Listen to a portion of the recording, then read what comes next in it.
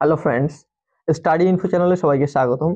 আজকের এই ভিডিওতে আমরা লেডি কনস্টেবল 2023 যে এক্সামটি হয়েছিল তার ম্যাথ কোশ্চেনগুলি সলভ করব। এর আগের সমস্ত পেপারগুলি আমরা সলভ করে ফেলেছি। সেই ভিডিওগুলি আমাদের চ্যানেলে একটি প্লেলিস্টে অ্যাড করা আছে, তোমরা দেখে নিতে পারো সেখান থেকে। পরীক্ষার আগে এগুলি কমপ্লিট করা খুবই প্রয়োজনীয়, তার কারণ পরীক্ষায় কিন্তু প্রিভিয়াস ইয়ার থেকে প্রচুর কোশ্চেন আসছে, তো অবশ্যই তোমরা এটা মাথায় রাখবে। তো চলো আজকের কোশ্চেনগুলি দেখে নেওয়া যাক। প্রথম প্রশ্ন বলছে, কোন বৃহত্তম সংখ্যা দ্বারা 303 ও 207কে ভাগ করলে উভয় ক্ষেত্রে 3 ভাগশেষ থাকবে? উভয় ক্ষেত্রে 3 ভাগশেষ থাকবে। এবার এখানে আমাদের 303 এবং 207 দিয়ে রেখেছে, আমরা লিখে নিই। 303 একটি সংখ্যা এবং 207 একটি সংখ্যা। এবার যেহেতু 3 ভাগশেষ থাকছে, তাহলে যদি আমরা 3টাকে বিয়োগ করে দিই তাহলে ভাগশেষটা থাকবে না। তো 3টাকে আমরা বিয়োগ করে দিই এখান থেকে, দেখতে পাচ্ছি একটা হচ্ছে 300, আর এখান থেকে 3 বিয়োগ করলে কত হচ্ছে? 204। এবার আমরা অপশনের দিকে চলে যাব, কোন সংখ্যাটা এই দুটো সংখ্যাকে 300কে এবং 204কে ভাগ করতে পারে পুরোপুরি, সেটা আমাদের দেখতে হবে। তো দেখো 15 কিন্তু 300কে ভাগ করতে পারবে, 204কে ভাগ করতে পারবে না। তাহলে এটা তো গেলই, হলো না, প্রথম অপশন হলো না। দ্বিতীয় অপশন দেখো 20 300কে ভাগ করতে পারবে কিন্তু 204কে ভাগ করতে পারবে না। তার কারণ কি? তার কারণ এখানে কিন্তু 20 পেছনে শূন্য আছে, অর্থাৎ শূন্য থাকতে হবে দুইটা সংখ্যার পেছনে। তো এই সংখ্যাটার পেছনে শূন্য আছে কিন্তু এখানে শূন্য নেই, তাহলে এটা কিন্তু আমাদের 2 নম্বর অপশনটা হচ্ছে না। 3 নম্বর অপশন দেখো 12। 12কে আমরা এই 300কে 12 দিয়ে ভাগ করতে পারি, আর এটাকে দেখো 2 আর 4 6, অর্থাৎ 6 আছে, যোগ করলে ডিজিটাল সাম কত হচ্ছে 6। আর এখানে 2 আর 1 3, মানে 12 1 আর 2 3 হচ্ছে, তাহলে আমরা 6কে 3 দিয়ে ভাগ করতে পারছি, অর্থাৎ 12 দিয়ে কিন্তু ভাগ যাচ্ছে দুটো সংখ্যায়। আর 17 দিয়ে যাচ্ছে কিনা দেখতে হবে, দেখো 317 দিয়ে যাচ্ছে না, তাহলে এটা আমাদের দেখার কোনো প্রয়োজনই নেই।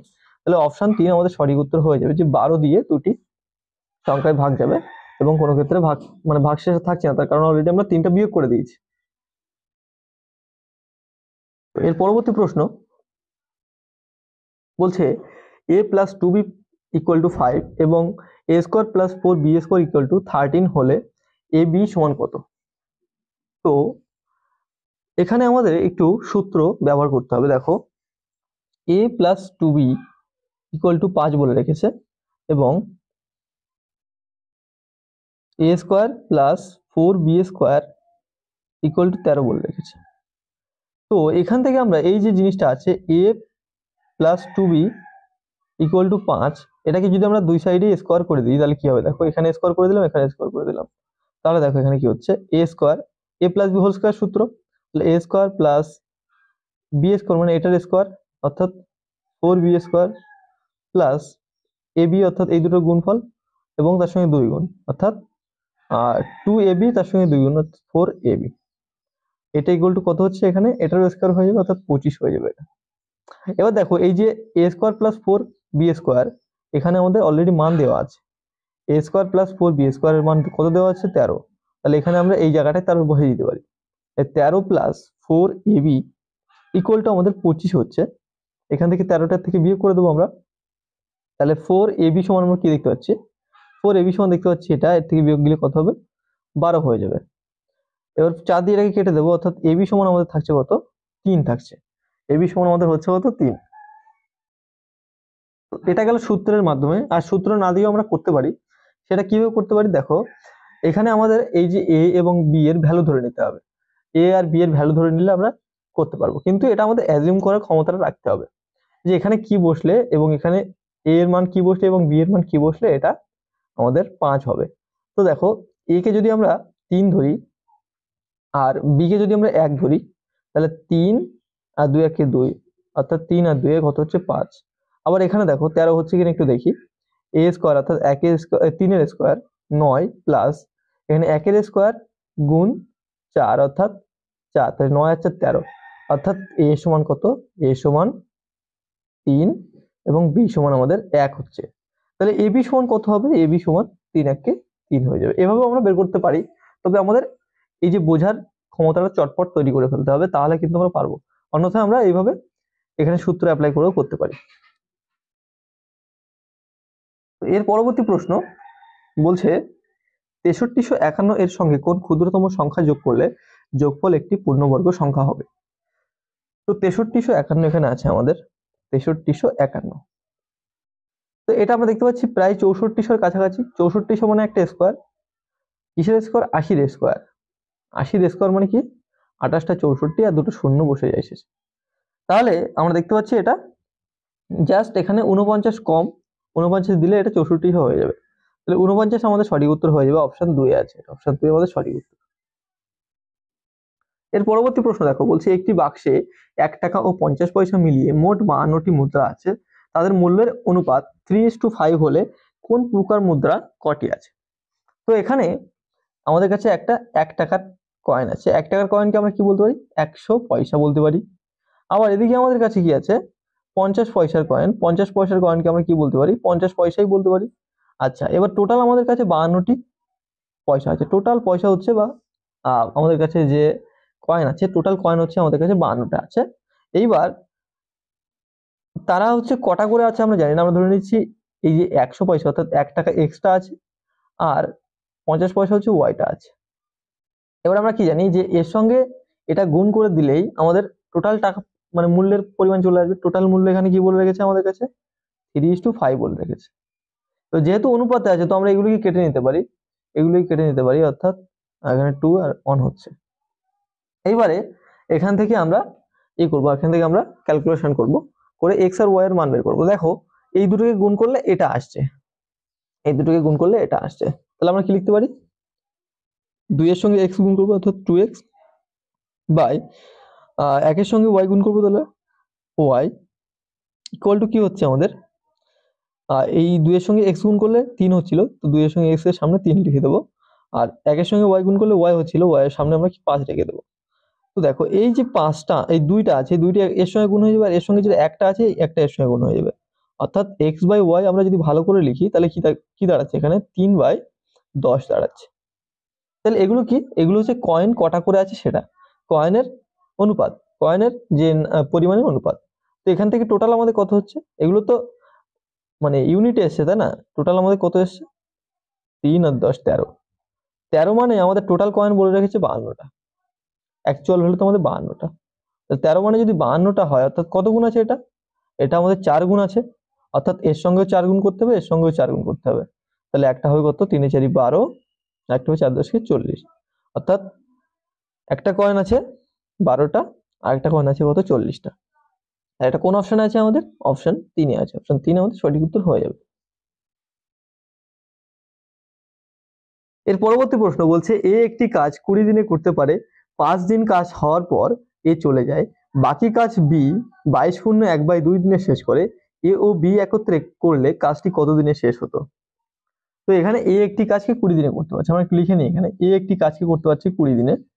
এবার এখানে আমরা এই ধরনের কোশ্চেনে একটা জিনিস ধরে নেব, এই যে 20 আছে, 20 একটা মাল্টিপল ধরে নেব যে টোটাল ওয়ার্ক, তার কারণ এখানে আমাদের টোটাল ওয়ার্ক বের করার কোনো উপায় নেই।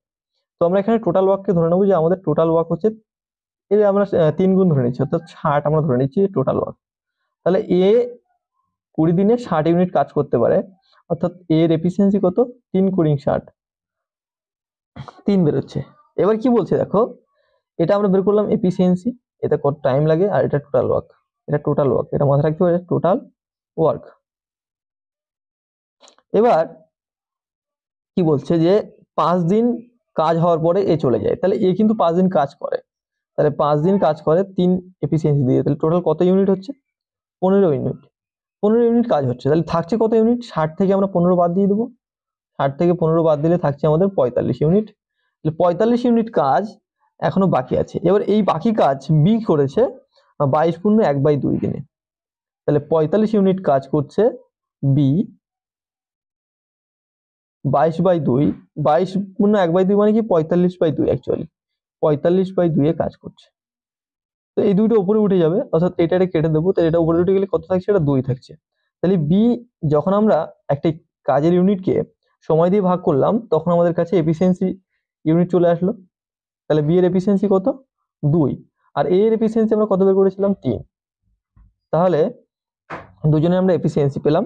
এবার বলছে দুজন যদি একত্রে করে তাহলে কাজটি কত দিনে শেষ করতে পারবে? তাহলে দুজনে এফিসিয়েন্সি কত টোটাল? 3 আর 2 5, তাহলে 60 এই কাজটি যদি 5 এফিসিয়েন্সি দিয়ে অর্থাৎ দুজন মিলে করে, 3 আর 2 5 এফিসিয়েন্সি দিয়ে করে, তাহলে 12 দিন সময় লাগবে, 5 × 12 = 60। 12 দিন সময় আমাদের লাগবে। তাহলে এটা অপশন 2 আছে, অপশন 2 আমাদের সঠিক উত্তর হয়ে যাবে। এর পরবর্তী প্রশ্ন বলছে পিতা ও পুত্রের বর্তমান বয়সের সমষ্টি 50 বছর। যখন পুত্রের বয়স পিতার বর্তমান বয়সের সমান হবে তখন তাদের বয়সের সমষ্টি হবে 110 বছর। তাদের বর্তমান বয়স কত বছর? তাহলে এখানে দেখো, পিতা ফাদার প্লাস সন, তাদের বর্তমান বয়সের যোগফল বলে রেখেছে যে 50 বছর। যখন বলছে যে ছেলের বর্তমান মানে ছেলের বয়স বাবার বর্তমান বয়সের সমান হবে, অর্থাৎ এখানে বাবার বয়সের সমান হয়ে যাবে ছেলের বয়স, আর এখানে বাবা একটা সামথিং, মানে এই বাবার বয়স প্লাস সামথিং হয়ে যাবে, ধরে নিচ্ছি এক্স। এটা হলে তাদের 110 বছর বয়সের যোগফল হবে। তাহলে এখান থেকে আহ, তাদের বর্তমান বয়স কত সেটা জানতে চাচ্ছে। তো এই ধরনের কোশ্চেন আমরা একটা জিনিস ভাবে করতে পারি।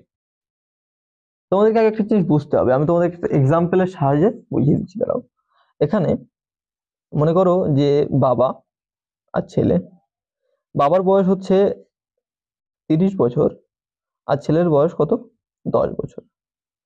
যোগ করে দিলে কত হয়ে গেল? যোগ করে দিলে হয়ে গেল আমাদের 40 বছর। এবার বলছে যখন ছেলের বয়স বাবার বর্তমান বয়সের সমান হবে, তো বাবার বর্তমান বয়স কত, 30 বছর। তো এটা যখন ছেলের বয়স হয়ে যাবে, অর্থাৎ ছেলের বয়স কত হয়ে যাচ্ছে, 30 বছর হয়ে যাচ্ছে এখন। তাহলে কত বেড়েছে দেখো, এখান থেকে এটা বেড়েছে হচ্ছে 20 বছর বেড়েছে। মানে ছেলের বয়স আগে ছিল কত, 10, এখন হয়েছে 30, অর্থাৎ 20 বছর আমরা বাড়িয়ে দিয়েছি। তাহলে বাবার বয়স আমাদের 20 বছর বাড়াতে হবে, অর্থাৎ বাবার বয়স আগে ছিল কত, 30, এখন হয়ে যাচ্ছে কত, 50। এই দুটো যখন আমরা যোগ করে দেবো তখন কত হয়ে যাবে, তখন হয়ে যাবে এটা 80, তাই তো, 80 হয়ে যাচ্ছে। তাহলে আমাদের একটা জিনিস এবার বুঝতে হবে, দেখো আমাদের কাছে কিন্তু এরকম কিছু দেওয়া নেই, মানে এই ডেটাগুলো দেওয়া নেই, কারণ আমাদের কাছে শুধু দেওয়া আছে এই ডেটাটা আর এই ডেটাটা। তো এই ডেটার উপরে ভিত্তি করে কিন্তু আমাদের সলিউশনটা করতে হবে। তো আমরা এখান থেকে ইকুয়েশন করেও বের করতে পারি, কিংবা আমরা আরেকভাবে বের করতে পারি, সেটা ইকুয়েশন না করে। তো ইকুয়েশন না করে কিভাবে বের করা যায় সেটা আমি তোমাদেরকে দেখাচ্ছি। ইকুয়েশন করলে করা যায়, কিন্তু একটু তোমাদেরকে জটিল লাগতে পারে, তো সেজন্য আমি এটা তোমাদেরকে সহজ ভাষায় বোঝানোর চেষ্টা করছি। তো দেখো বাবার বয়স কত, বাবার বয়স বাবার বয়স হচ্ছে 30 বছর, আবার এখানে একটা 30 আছে, তাহলে কত হলো দেখো, দুটো 30 মিলে কত হলো, 60। তাহলে এখানে আমি একটা বাবা, বাবার বয়স কত, 30, তাহলে একটা বাবা, এই একটা বাবার বয়স, তাহলে দুটো বাবার বয়স, 30 30 60 বছর।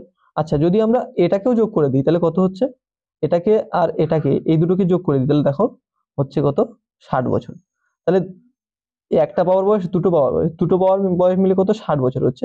আবার এই দুটো বাবার মানে এই দুটো বয়স মিলে 60 বছর হচ্ছে, মানে এটাও দুটো বাবার বয়সের সমান। তাহলে টোটাল দেখো এগুলো সব যদি আমরা যোগ করি তাহলে কত বছর হচ্ছে, তাহলে কটা বাবার বয়সের সমান হচ্ছে, 4টে বাবার বয়সের সমান হচ্ছে।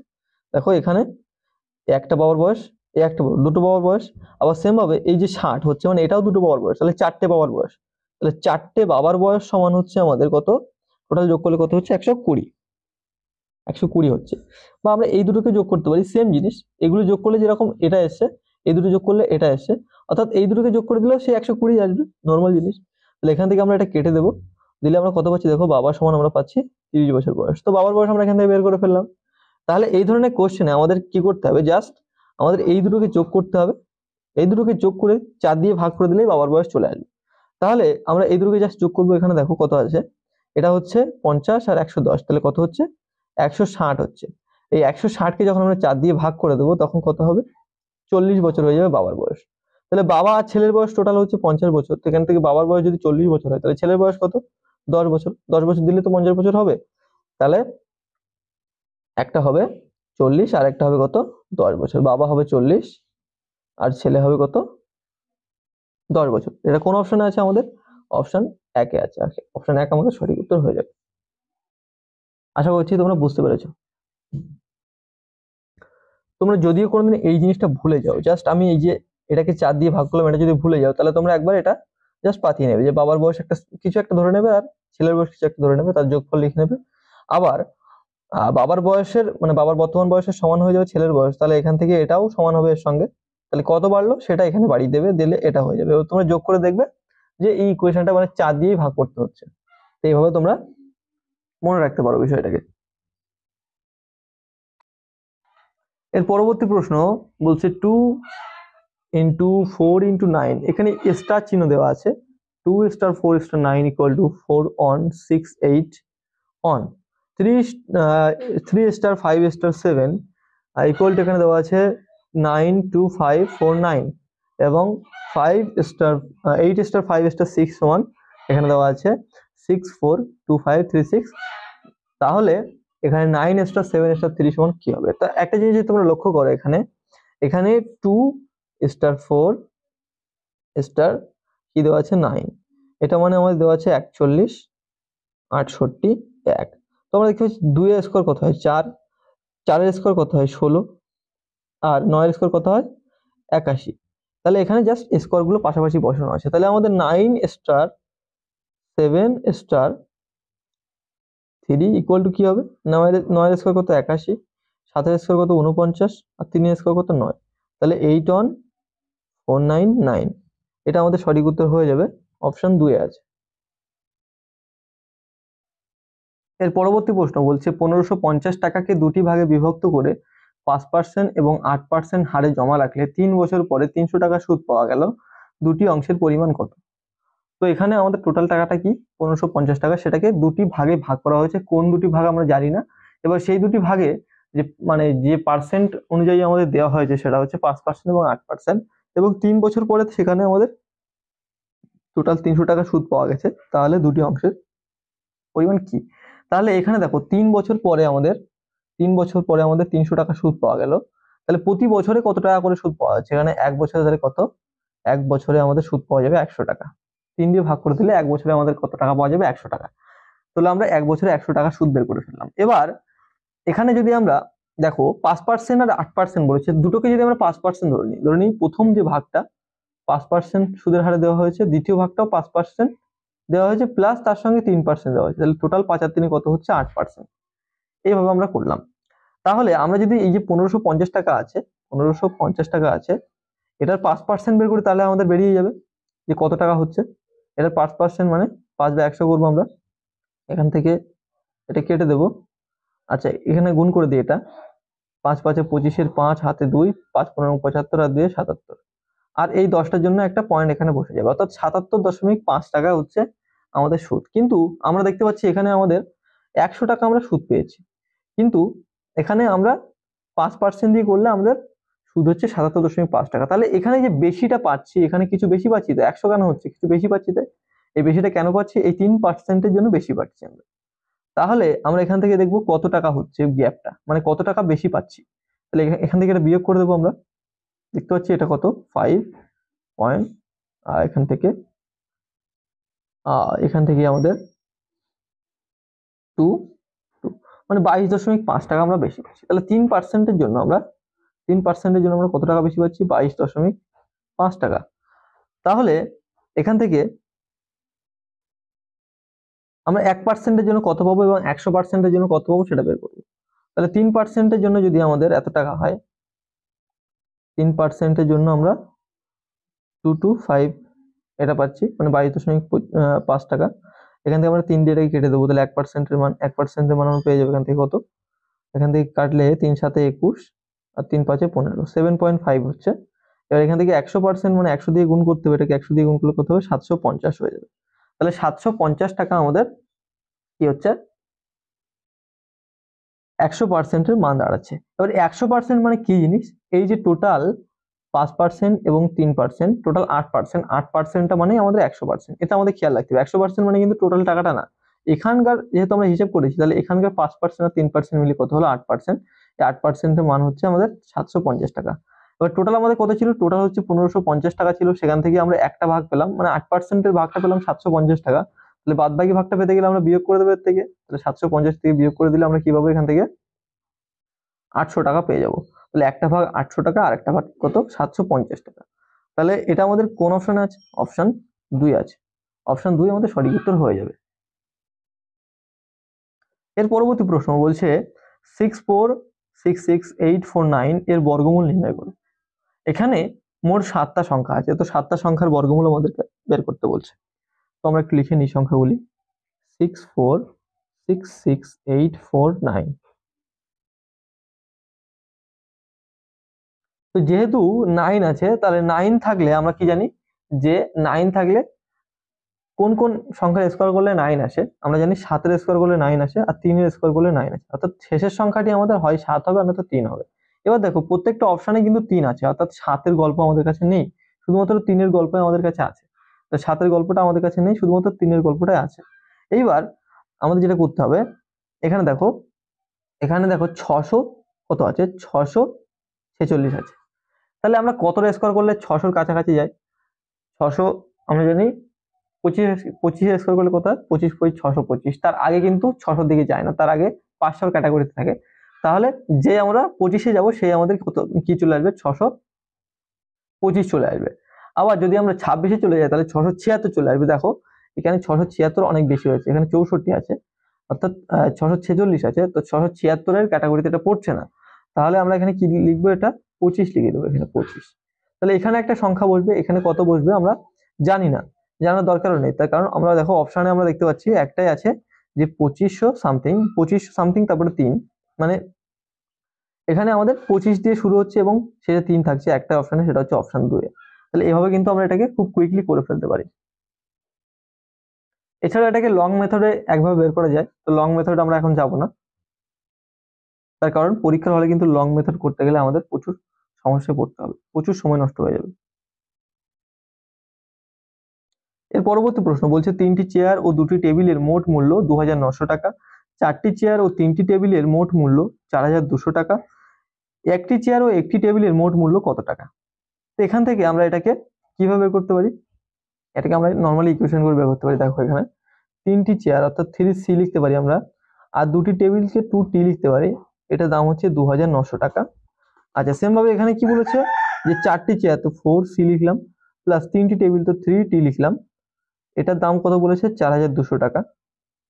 এবার এখান থেকে আমরা দাগ টানবো, টেনে এখান থেকে আমরা যে কোনো একটাকে সমান করে নেবো, এটাকেও সমান করতে পারি, এটাকেও সমান করতে পারি। তো যে কোনো একটাকে সমান করলে আমরা বের করে ফেলতে পারবো। তো দেখো এখানে আমরা এটাকে সমান করে নিচ্ছি, মনে করো চেয়ারকে সমান করে নিচ্ছি, তো চেয়ারকে সমান করতে গেলে এখানে 3 আর 4-এর লসাগু বের করতে হবে, অথবা আমরা কাজ করতে পারি, এটাকে আমরা 3 দিয়ে গুণ করতে পারি, অথবা আর এটাকে 4 দিয়ে গুণ করতে পারি। এটাকে 3 4 দিয়ে গুণ করলে 12 হয়ে গেল, এটাকে 3 দিয়ে গুণ করলে 12 হয়ে গেল। এবার যেখানে আমরা 3 দিয়ে গুণ করবো যে লাইনটাই, সেই লাইনটা সব কটার সঙ্গে আমরা 3 দিয়ে গুণ করে দেবো। এর সঙ্গে 3 দিয়ে গুণ করলাম, তাহলে এর সঙ্গে আমরা 3 দিয়ে গুণ করবো, এর সঙ্গেও 3 দিয়ে গুণ করবো, এখানে 4 দিয়ে গুণ করলাম মানে এখানেও 4 দিয়ে গুণ করবো, এখানেও 4 দিয়ে গুণ করবো। তাহলে এটা দেখো, এটা কত হচ্ছে? 8 হচ্ছে, 8T হচ্ছে আমাদের এখানে, আর এখানে 9T হচ্ছে, 9T হচ্ছে। আর এখানে এটা গুণ করলে কি হচ্ছে দেখো, এটা গুণ করে দিলে আমাদের যেটা আসছে 0 0 তো আসবেই, আর 4 নং 36, 6 হাতে 3, 4 2 8, আর 3 11, অর্থাৎ 116 আসছে। আর এখানে এটা গুণ করলে কি আসে? দুটো শূন্য তো আসবেই, 3 4 12, 3 2 6, আর 3 4 12, অর্থাৎ 126 0 0 আসছে। তো দেখো এবার এই যে 3 4 12 আর 3 4 12, এখান থেকে যদি আমরা বিয়োগ করি তাহলে এটা 0 হয়ে যাবে, এটা 0 হয়ে গেছে, থাকছে কত? এটা থাকছে, এখন বর্তমানে এটা থাকছে আমাদের কাছে। তো এখান থেকে আমরা এখান থেকে যদি বিয়োগ করি, দেখো 8 থেকে 9 বিয়োগ করে দেবো, অর্থাৎ -1 হয়ে যাবে। তাহলে -1, 1T লেখার দরকার নেই, নর্মালি আমরা টি লিখতে পারি, -T ইকুয়াল টু, এখানে দেখো এখানে 16 আছে, আর এখানে 126 আছে, তাহলে ছোট থেকে আমরা বড় বিয়োগ করছি, অর্থাৎ মাইনাস হয়ে যাবে। তো কত মাইনাস হচ্ছে দেখো এখানে, এখানে এটা মাইনাস করলে হয়ে যাবে 1000 হয়ে যাবে, -1000 হয়ে যাচ্ছে। তাহলে মাইনাস মাইনাস আমরা কেটে দিতে পারি, তাহলে টি সমান আমরা কি পেয়ে যাচ্ছি? 1000 পেয়ে যাচ্ছি। 1000 যদি আমরা টি সমান পেয়ে যাই, তাহলে দেখো আমরা এখানে আমাদের কি ছিল, এখানে 3C প্লাস 2T, তাহলে 2T, একটা টি মানে 1000, তাহলে দুটো টি মানে কত? 2000 হয়ে যাবে। 2000 আমরা এখানে লিখে দেবো, ইকুয়াল টু আমাদের কত ছিল? 2900 ছিল, যেটা আমাদের প্রথম যে ফর্মুলা যেটা ছিল এটাই আমরা লিখে দিলাম এখানে। জাস্ট এখানে এই যে 2T-টাকে আমরা এখানে টি এর মান বসিয়ে 2000 করে নিলাম। আচ্ছা এবার এখান থেকে আমরা এই 2000-টাকে এদিকে নিয়ে যাবো, অর্থাৎ 3C ইকুয়াল টু কত হয়ে যাবে? 2000 টাকা মানে 2900 থেকে বিয়োগ হয়ে যাবে, তাহলে শুধুমাত্র 900 পড়ে থাকবে। তাহলে C সমান কত থাকছে দেখো, C সমান থাকছে 300 টাকা। তাহলে বলছে একটা টেবিল এবং একটা চেয়ারের মূল্য কত হবে? তো একটা টেবিলের দাম আমরা কত দেখতে পাচ্ছি? 1000 টাকা, এবং একটা চেয়ারের দাম কত দেখতে পাচ্ছি? 300 টাকা। তাহলে দুটো জিনিসের দাম একসঙ্গে কত হবে? 100 আর 300, 1300 হবে মোট, সরি 1000 আর 300 মোট কত হবে? 1300। তাহলে টেবিল, একটা টেবিল প্লাস একটা চেয়ার ইকুয়াল টু হবে 1300 টাকা। এটা কোন অপশন আছে? অপশন 1-এ আছে, অপশন 1 আমাদের সঠিক উত্তর হয়ে যাচ্ছে। এর পরবর্তী প্রশ্ন বলছে 1 - 1/2 - 1/4 প্লাস 1/8 - 1/16 ইকুয়াল টু কত হবে। তো এখানে আমরা এটাকে পাঠিয়ে নেবো, যা সরল করতে হবে। এখানে 1 - 1/2 - 1/4 প্লাস 1/8 - 1/16 এটা আছে। এখান থেকে আমরা লসাগু করতে পারি 16, লসাগু করলাম 16, তাহলে 16টার সঙ্গে গুণ হয়ে যাবে, 16 হয়ে যাবে শুধুমাত্র। এটা দুইটার সঙ্গে ভাগ হয়ে থাকবে কত, 8 এখানে বসে যাবে। 4টার সঙ্গে ভাগ হয়ে 4 বসে যাবে। 8টার সঙ্গে ভাগ হলে কত, 2 বসে যাবে। 16টার সঙ্গে ভাগ হলে 1 বসে যাবে। তাহলে টোটাল কত হচ্ছে দেখো। এখানে আমরা মাইনাস গুলো আগে যোগ করে নেব। এখানে একটা ভুল হয়েছে, এখানে আমরা মাইনাস লিখেছি, +2 হবে এটা, কারণ এখানে প্লাস আছে। তাহলে দেখো টোটাল কত হচ্ছে এখানে, 8 আর 4 12, 1 13, তাহলে 16 আর 2 কত হয় 18, 18 থেকে 13 বাদ দিলে কত থাকছে 5, তাহলে 5/16 থাকছে। 5/16 আমাদের সঠিক উত্তর হয়ে যাবে। এটা অপশন 3 আছে, অপশন 3 আমাদের সঠিক উত্তর। এর পরবর্তী প্রশ্ন বলছে স্থির জলে একটি নৌকার গতিবেগ 10 কিলোমিটার/ঘন্টা, স্রোতের অনুকূলে নৌকাটি 10 ঘন্টায় 150 কিলোমিটার দূরত্ব অতিক্রম করে, স্রোতের প্রতিকূলে ওই দূরত্ব অতিক্রম করতে নৌকাটির কত ঘন্টা সময় লাগবে। তাহলে দেখো এখানে আমাদের কাছে স্থির জলে নৌকার গতিবেগ দেওয়া আছে। মনে করো একটা পুকুর আছে, এখানে একটা পুকুর মনে করছি। তো পুকুরে যখন নৌকা চলবে তখন নৌকার শুধুমাত্র স্পিডটাই দরকার হবে, এখানে জলের কোনো স্পিড থাকবে না। তো এখানে এটাকে বলা হয় যে স্থির জলে নৌকার গতিবেগ। ঠিক আছে, তো সেটা কি বলে দেখেছি আমাদের 10 কিলোমিটার/ঘন্টা। তো আমরা তোমাদেরকে একটা জিনিস শিখিয়েছি অলরেডি, সেটা হচ্ছে ডি, এস আর ইউ, এরকম ভাবে তোমাদেরকে বাতিয়ে নিতে হবে।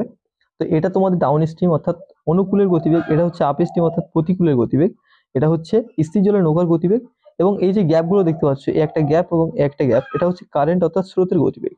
ঠিক আছে, তো এখানে আমাদের এই যে স্থির জলের নৌকার গতিবেগ দেওয়া আছে অলরেডি, সেটা কত, এখানে দেওয়া আছে 10 কিলোমিটার/ঘন্টা। এবার কি বলেছে, 10 ঘন্টায় 150 কিলোমিটার দূরত্ব অতিক্রম করে অনুকূলে, অর্থাৎ 150 কিলোমিটার দূরত্ব 10 ঘন্টায় অতিক্রম করছে। 10 দিয়ে ভাগ করে দেওয়া হলো, তাহলে কত পেলাম আমরা, এখান থেকে 15 পেলাম, 15 কিলোমিটার/ঘন্টা পেলাম। এটা হচ্ছে ডাউন স্ট্রিম অর্থাৎ অনুকূলের গতিবেগ। তো এখানে আমরা ডাউন স্ট্রিম অর্থাৎ 15 লিখে দিলাম। তাহলে দেখতে পাচ্ছি কত আছে, এটা গ্যাপ কত হচ্ছে, 5 হচ্ছে। তাহলে এটা যদি 5 হয়, তাহলে এটাও কত হবে আমাদের 5 হবে। গ্যাপ তো একই থাকে। এবার 10 এর সঙ্গে 5 যোগ করার পরে এটা আসছে, তাহলে 10 থেকে 5 বিয়োগ করার পরে এটা আসবে, তো এটা হবে 5। তাহলে এবার যদি আমাদের কাছে যে কোনো জিনিস জিজ্ঞেস করে আমরা সেটা বলে দিতে পারবো। এখানে আমাদের কাছে জিজ্ঞেস করেছে যে প্রতিকূলে ওই একই দূরত্ব যেতে কত সময় লাগবে। তাহলে একই দূরত্ব অর্থাৎ 150 কিলোমিটার দূরত্ব, প্রতিকূল স্পিড কত, এখানে আপ স্ট্রিম স্পিড আমরা দেখতে পাচ্ছি 5 কিলোমিটার/ঘন্টা। তো 5 দিয়ে আমরা ভাগ করে দিলাম, দিলে এখানে কত হচ্ছে আমরা এটা দেখতে পাচ্ছি 30 ঘন্টা সময় লাগছে। তো 30 ঘন্টা আমাদের সঠিক উত্তর হয়ে যাবে, এটা অপশন 3 এ আছে। এর পরবর্তী প্রশ্ন বলছে 1 cube plus 2 cube plus 3 cube plus dot dot dot plus 10 cube equal to 3025। তারপরে এখানে বলছে 4 প্লাস 32 প্লাস 108 প্লাস এখানে ডট ডট দিয়ে এখানে আমাদের 4000 ইকুয়াল টু কত হবে। তো একটা জিনিস আমরা যদি এখানে লক্ষ্য করি, 1 এর কিউব 2 এর কিউব করতে করতে গিয়েছে, তো এখানে 4 আছে, 4 আছে, এখানে কত আছে 32 আছে, এখানে কত আছে আমাদের 108 আছে, ডট ডট করতে করতে করতে করতে এখানে আমাদের 4000 পর্যন্ত আছে প্লাস করে এখানে। আচ্ছা, এবার আমরা যদি এখান থেকে 4 কমন নিই, প্রত্যেকটা থেকে যদি 4 কমন নিই, তাহলে কি দাঁড়াবে দেখো, প্রত্যেকটা থেকে যদি 4 কমন নিই, তাহলে এটা দাঁড়াবে কত 1, এটা দাঁড়াবে কত 8, এটা দাঁড়াবে কত 27, এরকম করতে করতে করতে করতে শেষটা দাঁড়াবে কত 1000 দাঁড়িয়ে যাবে। 1000 এর সঙ্গে 4 গুণ করলে 4000 হয়। তো দেখতে পাচ্ছি এটা 1 এর কিউব, এটা 2 এর কিউব, এটা 3 এর কিউব, এই করতে করতে 10 এর কিউব পর্যন্ত গিয়েছে, তাই না? তাহলে জাস্ট আমাদের এই যে এইটার সঙ্গে জাস্ট আমাদের 4 গুণ করার ফলে এটা এসছে। তাহলে আমাদের এটা কি ছিল আগে, মানে এই যে 1 এর কিউব 2 এর কিউব 3 এর কিউব, এটা আগে কি ছিল, এটা ছিল 30 25। তাহলে এর সঙ্গে 4 গুণ করলে আমাদের উত্তর বেরিয়ে আসবে। তো এর সঙ্গে আমরা 4 গুণ করে দেবো। 4 গুণ করলে কি আসছে দেখো, 4 25 100, 1 থাকছে, শূন্য শূন্য করতে শূন্য, একটা এখানে বসে যাবে, আর 3 4 12, অর্থাৎ 121 0 0 সঠিক উত্তর হয়ে যাবে। এটা অপশন 2 আছে, অপশন 2 সঠিক উত্তর। এর পরবর্তী প্রশ্ন বলছে এক ব্যক্তির বেতন ক্রমিক দুবার ক্রমে 10% ও 20% হ্রাস এবং শেষবার 10% বৃদ্ধি পেয়ে 9900 টাকা হলো, সেই ব্যক্তির বেতন কত টাকা ছিল। তো এখানে যে ফাইনাল টাকাটা হয়ে গেছে সেটা হচ্ছে 9900 টাকা। এবার একটা জিনিস আমাদের বুঝতে হবে, 10% কমেছে প্রথমবার, তারপরে 20% কমেছে। 10% কম মানে কি? 10% মানে আমরা কি জানি, 1/10, সেখান থেকে কমে গেলে 9/10। আচ্ছা, তারপরে 20% কমেছে, 20% মানে আমরা কি জানি 1/5, সেখান থেকে কমে গেলে কি হবে 4/5। আচ্ছা, তারপরে কি বলছে 10% বৃদ্ধি পেয়েছে, 10% বৃদ্ধি মানে কি জানি আমরা, 10% মানে আমরা জানি 1/10, সেখান থেকে বৃদ্ধি হলে 11/10 হবে, জাস্ট একটা বেড়ে যাবে, 11/10 হচ্ছে। এই হচ্ছে আমাদের কাহিনী। এবার নিচের গুলো হচ্ছে প্রাথমিক মান এবং উপরে গুলো হচ্ছে ফাইনাল মান। তাহলে প্রত্যেকটা উপরে হচ্ছে ফাইনাল মান আছে এবং নিচে গুলো হচ্ছে প্রাথমিক মান আছে। এবার আমাদের ফাইনাল মান দেওয়া আছে 9,900 টাকা হচ্ছে আমাদের ফাইনাল মান। তো ফাইনাল মানকে যেটা দেওয়া থাকে সেটা দিয়ে ভাগ করতে হয়, অর্থাৎ এটা দিয়ে আমরা ভাগ করলাম 9 দিয়ে এবং গুণ করলাম কি দিয়ে 10 দিয়ে। প্রথমটা গেল, তারপরে আবার সেম এটা ফাইনাল হয়ে যাচ্ছে, আবার ফাইনাল থেকেই যাচ্ছে, তাহলে আমরা 4 দিয়ে এটাকে ভাগ করবো আবার, আর 5 দিয়ে গুণ করবো, তাহলে প্রাথমিক চলে আসবে। আমাদের প্রাথমিক বেতনটা কত ছিল সেটা জানতে যাচ্ছে। তো তারপরে এখানে দেখো এটা হচ্ছে ফাইনাল, তো ফাইনালকে ফাইনাল দিয়ে ভাগ করলাম, আর যেটা প্রাথমিক সেটা দিয়ে গুণ করে দিলাম। এটা করলে আমাদের উত্তর বেরিয়ে আসবে। দেখো 9 আর 11 গুণ করলে কত হচ্ছে, 9 11 99, এটা কেটে দিলাম, থাকছে কত 100। এই 100 দিয়ে এটাকে কাটবো, মানে 4 দিয়ে 100 কে কাটবো, তাহলে কত হবে 25 হবে। তো দেখো এই 5 এর সঙ্গে 25 গুণ করবো, আর তার সঙ্গে এই 10 আর এই 10 গুণ করলে 100 হবে, তাহলে 5 25 কত 125, 125 আর এই 10 10 কে 100, এই দুটো শূন্য বসে যাবে, অর্থাৎ 125,000 সঠিক উত্তর, এটা অপশন 4 এ আছে। এর পরবর্তী প্রশ্ন বলছে এ বি ও সি তিনটি নল দ্বারা একটি চৌবাচ্চা 18 মিনিটে পূর্ণ হয়। তিনটি নল একত্রে 6 মিনিট চলার পরে সি নল বন্ধ হলে এ ও বি নল দ্বারা চৌবাচ্চাটি 24 মিনিটে পূর্ণ হয়। সি নল দ্বারা চৌবাচ্চাটি পূর্ণ হতে কত মিনিট সময় লাগবে? তো এই ধরনের কোশ্চেন কিন্তু এই মানে যে সেটটা আমরা করলাম প্রথম দিকে কিন্তু পেয়েছি একই ধরনের কোশ্চেন, তার কারণ এখানে আমাদের শুধুমাত্র কি বলেছে যে প্রথমে এবিসি একটা মানে এবিসি তিনটে নল একটা চৌবাচ্চাকে ভরতে পারে। এবার তারপরে এখানে আমরা যে টোটাল যে কাজটা বের করার মতো কোনো কিছু আমাদের কাছে দিয়ে রাখিনি, তাই আমরা এখান থেকে একটা ধরে নেব। দেখো এ প্লাস বি প্লাস সি তিনটি পাইপ আছে, তিনটি পাইপ একত্রে যদি কাজ করে তাহলে 18 মিনিটে একটা চৌবাচ্চাকে পূর্ণ করতে পারে। তো চৌবাচ্চার টোটাল যে ভলিউম বা ক্যাপাসিটি আমরা ধরে নেব, এই 18 একটা মাল্টিপল বা গুণিতক, 18 একটা মাল্টিপল গুণিতক কি হতে পারে, 36 হতে পারে, 54 হতে পারে, 90 হতে পারে। তো আমরা 90 ধরে নিচ্ছি সুবিধার্থে, 90 ধরে নিলে আমাদের সুবিধা হবে। তো দেখো এই 90 ইউনিট কাজ 18 মিনিটে করতে পারে, তাহলে এফিসিয়েন্সি কত হচ্ছে 5 18 90, অর্থাৎ 5 হচ্ছে এফিসিয়েন্সি।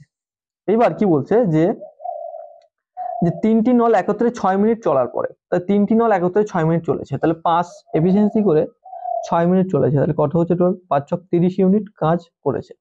তাহলে টোটাল কত ইউনিট কাজ ছিল 90 ইউনিট, সেখান থেকে 30 ইউনিট হয়ে গেছে, তাহলে বাকি আছে কত ইউনিট 60 ইউনিট বাকি আছে, রিমেইনিং কাজ 60 ইউনিট আছে। এবার এই 60 ইউনিট কাজটা সি নল এখন বন্ধ হয়ে গেছে, মানে তিনটি নল কাজ করছিল সেখান থেকে সি বন্ধ হয়ে গেছে, এখন শুধুমাত্র এবি করবে। তাহলে এবি করছে 24 মিনিটে পূর্ণ, তাহলে এটাকে আমরা 24 দিয়ে ভাগ করে দেবো। তাহলে আমরা যখন ইউনিট কি অর্থাৎ একটা নির্দিষ্ট কাজকে যখন আমরা টাইম দিয়ে ভাগ করে দিলাম তখন আমরা এফিসিয়েন্সি পাবো, তাহলে এ আর বি এর এফিসিয়েন্সি আমরা এখান থেকে পেয়ে যাবো। এখান থেকে আমরা 5 দিয়ে কেটে দিই, 12 দিয়ে কাটি, 5 12 60, আর এখানে 12 দুগুণে 24, এখান থেকে এটা কেটে দিলে কত হচ্ছে 2.5 হচ্ছে। 2.5 কাদের এফিসিয়েন্সি, এ প্লাস বি এর এফিসিয়েন্সি, এ প্লাস বি এর এফিসিয়েন্সি কত 2.5, আর টোটাল এফিসিয়েন্সি কত ছিল 5। তাহলে এখান থেকে সি কত সময় করতে পারবে সেটা জানতে যাচ্ছে, তাহলে সি এর এফিসিয়েন্সি আমাদের বের করতে হবে। তাহলে এ আর বি যদি 2.5 হয়, টোটাল যদি হচ্ছে আমাদের সবার যদি 5 হয়, তাহলে এখান থেকে সি এর কত, এখান থেকে আমরা 2.5 বাদ দিয়ে দিলে সি এরটা পড়ে থাকবে, অর্থাৎ সি সমান কত হবে 5 মাইনাস 2.5, অর্থাৎ 2.5 হচ্ছে। তাহলে সি এর একা হচ্ছে এফিসিয়েন্সি 2.5, তাহলে এই 2.5 এফিসিয়েন্সি দিয়ে এই 90 ইউনিট কাজ সি কত সময় করতে পারবে, তাহলে 90 ইউনিট কাজ 2.5 এফিসিয়েন্সি দিয়ে যদি করে, তাহলে এখান থেকে এই পয়েন্ট তুলে দিয়ে আমরা এখানে একটা শূন্য নিলাম। তাহলে দেখো এখান থেকে 4 পজিশন 100 আর 4, তাহলে এখানে কত হচ্ছে 36 হচ্ছে, 4 পজিশন 100 আর এই 4টাকে 9 এর সঙ্গে গুণ করে দাও, তাহলে 4 9 36, তাহলে 36 মানে মিনিটে এটা কমপ্লিট করতে পারবে। এটা অপশন আমাদের কোথায় আছে, অপশন 2 আছে, অপশন 2 সঠিক উত্তর। এর পরবর্তী প্রশ্ন বলছে 4000 টাকায় একটি ঘোড়া সমেত একটি গাড়ি কিনে ঘোড়াটিকে 20% লাভে এবং গাড়িটিকে 10% ক্ষতিতে বিক্রি করলে 3.5% লাভ হয়, ঘোড়ার ক্রয় মূল্য কত টাকা? তো এখানে টোটাল একটা টাকা ছিল সেটা হচ্ছে 4000 টাকা, সেটা দিয়ে ঘোড়া এবং গাড়ি কেনা হয়েছে। এবার দেখো আলাদা আলাদা লাভ মানে লাভে বিক্রি করা হয়েছে, লাভে এবং লসে বিক্রি করা হয়েছে এবং ওভারঅল একটা লাভ হয়েছে এখানে। তাহলে এখান থেকে আমরা কিভাবে বের করবো? এরকম ধরনের কোশ্চেন আমাদের সবচেয়ে সুবিধা হবে কি করলে, অ্যালিগেশন করলে সবচেয়ে সুবিধা হবে। অ্যালিগেশনে কিভাবে করবো দেখো, আমরা ধরে নেব যে ঘোড়াটিকে, ধরে নেব না, এখানে দেওয়া আছে ঘোড়াটিকে সে 20% লাভে বিক্রি করেছে, তাহলে প্লাস দেবো এখানে, লাভ যেহেতু প্লাস দেবো। আচ্ছা, এবার গাড়িটিকে 10% ক্ষতিতে বিক্রি করেছে, তো গাড়ির এখানে আমরা মাইনাস দেবো, ক্ষতি যেহেতু 10% ক্ষতি, তো 10% এখানে লিখে দিলাম। আর কি বলছে, টোটাল যে লাভটা হয়েছে, টোটাল লাভটা হয়েছে, তাহলে প্লাস দেবো, টোটাল লাভটা কত হয়েছে 3.5% টোটাল লাভটা হয়েছে।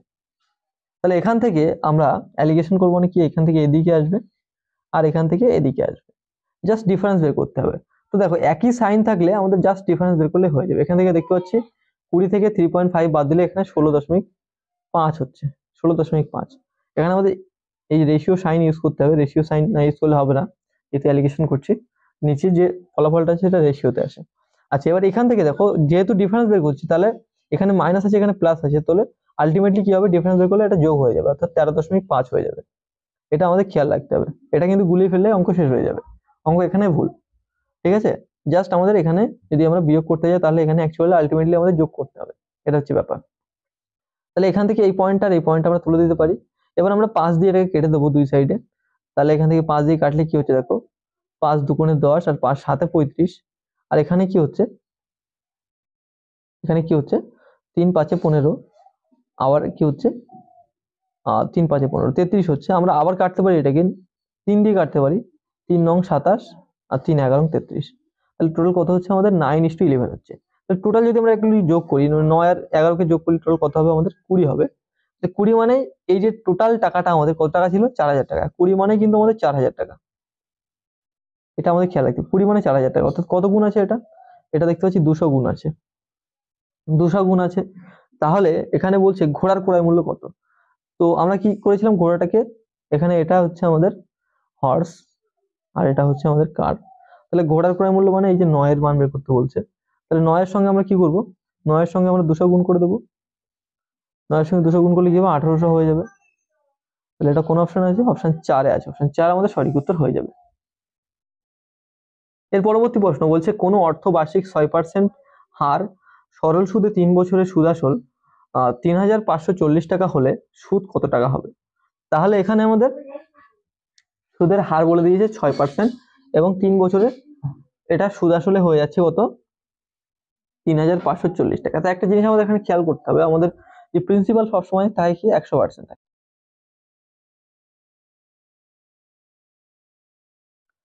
তাহলে এখানে যদি আমাদের প্রিন্সিপাল 100% হয়, আর এখানে কি বলছে যে 6% সুদের হার এবং 3 বছর, তাহলে 3 বছরে যদি 6% করে সুদ দেয়, তাহলে ইন্টারেস্ট আমরা কত পার্সেন্ট পাচ্ছি টোটাল, 6% করে 3 বছর, তাহলে 3 6 কত হচ্ছে 18% টোটাল সুদ হচ্ছে।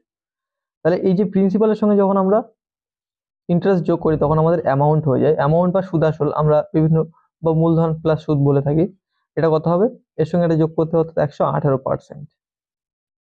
এবারে বলছে যে আমাদের সুদ আসল এখানে কত 118%, কিন্তু ওখানে বলছে 3540 টাকা। তাহলে এই যে 3540 টাকা, এটা তো সুদ আসল, আর এর মানেই আমাদের সুদ আসল কত 118%। আর আমাদের লাগবে কত পার্সেন্টের মান, আমাদের লাগবে বলছে সুদ কত টাকা হবে, অর্থাৎ 18%-এর মান দরকার হবে, তো আমরা 18% দিয়ে এটাকে গুণ করে দেবো। তো পার্সেন্ট পার্সেন্ট কেটে যাবে, এখান থেকে কেটে দেবো 2 দিয়ে, 9 দুগুণে 18, এখান থেকে 2 দিয়ে কাটবো, 5 দুগুণে 10 আর 9 দুগুণে 59 হচ্ছে। এবার এর সঙ্গে এটা কত গুণ করলে আসে সেটা আমাদের দেখতে হবে। দেখো 9 এর সঙ্গে কত গুণ করলে 4 আসে শেষে, 6 গুণ করলে 6 নং 54। আচ্ছা 6 গুণ করলে আসছে 6 নং 54, 4 হাতে 5। আচ্ছা 5 ছক 30 আর 35, অর্থাৎ 6 দিয়ে পুরোপুরি কেটে যাচ্ছে, আর এই শূন্যটার জন্য একটা শূন্য বসে যাচ্ছে। তাহলে দেখো 6 নং কত হয় 54, অর্থাৎ 540 টাকা সুদ হবে। এটা সঠিক উত্তর হয়ে যাবে, অপশন 2 এ আছে, এটা অপশন 2 আমাদের সঠিক উত্তর। এর পরবর্তী প্রশ্ন বলছে একটি পরিবারের 6 জন সদস্যের গড় বয়স 25 বছর, তাদের মধ্যে কনিষ্ঠ সদস্যের বয়স 5 বছর, তার জন্মের সময় সদস্যের বয়সের গড় কত ছিল। তো একটা পরিবার আছে, সেখানে মোট 6 জন লোক আছে এবং সেখানে তাদের গড় বয়স বলেছে 25 বছর। তাহলে যদি আমরা এখান থেকে বয়সের যোগফল বের করতে যাই, তাহলে কি করব, টোটাল কতজন লোক আছে এবং তাদের গড় বয়স কত সেটা গুণ করে দিলে আমাদের যোগফল বেরিয়ে আসবে। তাহলে এখান থেকে আমরা এই 6 জন ব্যক্তি তার সঙ্গে আমরা কি করবো 25 গুণ করে দেবো, তাহলে 6 কত হবে 150। তো 150 হচ্ছে বয়সের যোগফল। এবং এখানে বলছে তাদের মধ্যে কনিষ্ঠ সদস্যের বয়স 5 বছর এবং বলছে তার জন্মের সময় সদস্যদের গড় বয়স কত ছিল। তো কনিষ্ঠ সদস্যের বয়স 5 বছর। এবার তাহলে এই যে কনিষ্ঠ সদস্য যখন জন্মগ্রহণ করেছে তখন 5 বছর আগে জন্মগ্রহণ করেছে, তাহলে প্রত্যেকটা ব্যক্তির 5 বছর করে কমে যাবে। তো মোট কতজন ব্যক্তি ছিল? 6 জন ব্যক্তি, তাদের 5 জন করে কমে যাচ্ছে, তাহলে টোটাল কত কমছে? 30 বছর বয়স কমে যাচ্ছে। তাহলে এখন থাকছে কত বছর বয়স? দেখো 150 থেকে যদি 30 বিয়োগ করে তাহলে 120 থাকছে। তাহলে 120 বছর বয়স থাকছে এই কতজনের।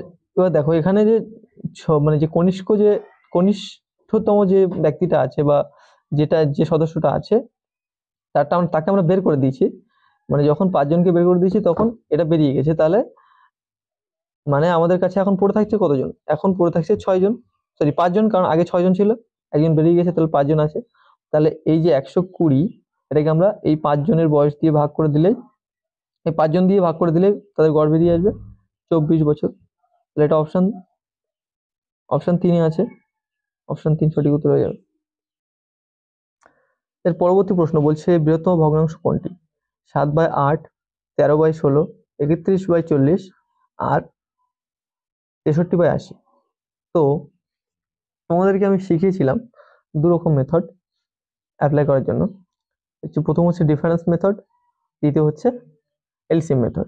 তো দেখো ডিফারেন্স মেথড যদি সোজা হয় তাহলে লাগাতে পারো, কিংবা মানে কিন্তু অ্যাকচুয়ালি কি হয়, কিছু কিছু ক্ষেত্রে ডিফারেন্স মেথড করতে গেলে অনেক মানে বড় বড় সংখ্যা চলে আসে, তো সেক্ষেত্রে আমাদের সমস্যা হয়ে থাকে অ্যাকচুয়ালি। তো আমরা কি করব, এখানে দেখবো যে কোন মেথডটা আমাদের লাগানো যেতে পারে। দেখো 7/8, 13/16, 31/40, 63/80।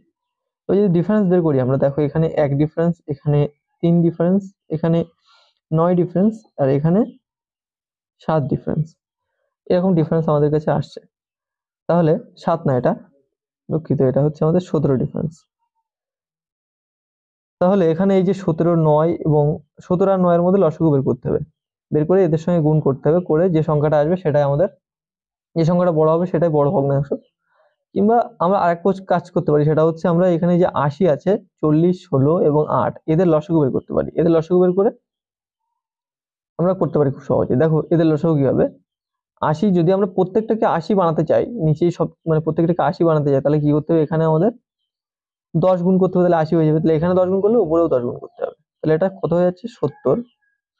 তারপরটা কি হচ্ছে, দেখো এখানে আমাদের 5 গুণ করতে হবে, তাহলে 80 হবে, তাহলে এখানেও 5 গুণ করতে হবে, তাহলে 65 হচ্ছে দ্বিতীয়টা। এখানে কত হচ্ছে, এখানে আমাদের 2 গুণ করতে হচ্ছে, তো এখানেও 2 গুণ করতে হবে, তাহলে 31 গুণ 62 হয়। তারপরে এখানে আমাদের কিছু গুণ করতে হচ্ছে, 1 গুণ করলে হয়ে যাচ্ছে, তাহলে এখানে আমাদের 63 হয়ে যাচ্ছে। তো সবচেয়ে বড় কোনটা দেখো, এই যে 70টা সবচেয়ে বড়, তো এটা কোন মানে কোন ফ্র্যাকশনটা, এটা প্রথম ফ্র্যাকশনটাই 7/8। তাহলে অপশন 3 আমাদের সঠিক উত্তর হয়ে যাবে, 7/8 হচ্ছে সবচেয়ে বড় ফ্র্যাকশন। তো এটা আমরা এলসিএম মেথডে করলাম। এখানে কিন্তু আমরা এলসিএম করলাম না, তার কারণ এখানে গুণ করলে হয়ে যাচ্ছে। আমরা গুণ করেও করতে পারি, এলসিএম করেও করতে পারি, একই ব্যাপার। অ্যাকচুয়ালি এটা এলসিএম মেথড। এর পরবর্তী প্রশ্ন বলছে দুই বন্ধু সাইকেল চেপে 50 কিলোমিটার দূরবর্তী দুটি স্থান থেকে পরস্পরের অভিমুখে একই সময় যাত্রা শুরু করে। তাদের গতিবেগ যথাক্রমে 5 কিলোমিটার প্রতি ঘন্টা ও 6 কিলোমিটার প্রতি ঘন্টা হলে 3 ঘন্টা পরে তাদের মধ্যে দূরত্ব কত কিমি হবে? তো একটা নির্দিষ্ট দূরত্ব আছে, এখানে আমরা একটু এঁকে নিই বিষয়টাকে। একটা নির্দিষ্ট দূরত্ব ধরে নিচ্ছি এ আর বি দুটি স্থান, এবং তাদের মধ্যে টোটাল 50 কিলোমিটার দূরত্ব আছে। এবার একটা বন্ধু এখান থেকে শুরু করেছে, আর একটা বন্ধু এখান থেকে শুরু করেছে এবং একে অপরের দিকে আসছে। এবার এদিক থেকে যে শুরু করেছে তার 5 কিলোমিটার প্রতি ঘন্টা বেগে সে যাচ্ছে, এদিক থেকে যে শুরু করেছে সে 6 কিলোমিটার প্রতি ঘন্টা বেগে যাচ্ছে। তো আমরা কি জানি, যখন একে অপরের দিকে আসে তখন তাদের আপেক্ষিক গতিবেগ অর্থাৎ রিলেটিভ স্পিড কি হয়, যোগ হয়ে যায়, অর্থাৎ এই দুটোর যোগফল হবে রিলেটিভ স্পিড, অর্থাৎ রিলেটিভ স্পিড কত হবে, 11 হয়ে যাবে স্পিড। আর বলছে 3 ঘন্টা পরে তাদের মধ্যে দূরত্ব কত থাকবে। তো দেখো এই 11 রিলেটিভ স্পিড দিয়ে 3 ঘন্টা চলবে, তাহলে কত হবে 33, মানে যখন আমরা স্পিড কে ঘন্টার সঙ্গে গুণ করবো বা টাইমের সঙ্গে গুণ করবো তখন আমাদের ডিস্টেন্স বেরিয়ে যাবে, অর্থাৎ 33 কিলোমিটার তারা কভার করে ফেলবে। তাহলে থাকবে কত আর, 50 থেকে 33 কভার করে ফেলছে, তাহলে থাকছে কত? আর থাকছে কিন্তু 17। তাহলে 17 কিলোমিটার ডিস্টেন্স তাদের মধ্যে এখনো থাকবে। এটা কোন অপশনে আছে? অপশন 2 এ আছে। অপশন 2 সঠিক উত্তর হয়ে যাবে। এ ও বি এর গড় আয় 3,300 টাকা, বি ও সি এর গড় আয় 3,000 টাকা, এ ও সি এর গড় আয় 2,700 টাকা, তিনজনের গড় আয় কত আমাদের কাছে জানতে চাচ্ছে। তো দেখো এখানে এ আর বি দুজনের যদি আমরা যোগফল বের করি, এ আর বি এর যোগফল বের করলে কি করতে হবে? গড়টাকে 2 দিয়ে গুণ করতে হবে, যে দুজন ব্যক্তি।